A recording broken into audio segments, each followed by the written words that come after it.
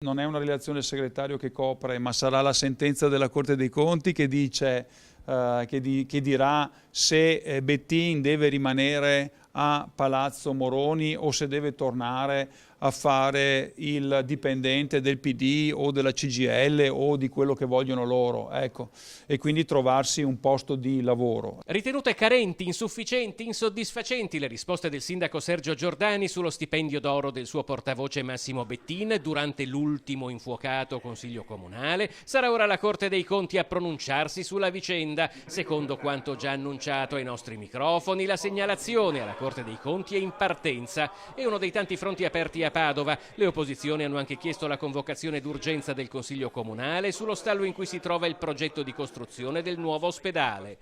Ma Massimo Bitonci è anche presidente della Lega del Veneto e da oggi deve fronteggiare il congelamento dei conti del partito deciso dal Tribunale di Genova nell'ambito dell'indagine che ha portato alla condanna, tra gli altri, di Umberto Bossi e del tesoriere Francesco Belsito per spese effettuate con i rimborsi ricevuti dalla Lega Nord. Io continuo a ripetere, c'è una responsabilità personale e una responsabilità del movimento. Se qualcuno ha sbagliato, come ho sempre detto e ripetuto nella mia vita, non c'è movimento che tenga, se qualcuno ha sbagliato dovrà pagare personalmente. C'è poco da fare, non può pagare il movimento. Io la quota che verso ogni mese o quello che versano gli altri la utilizzeremo per pagare le sedi, per pagare il personale come abbiamo sempre fatto.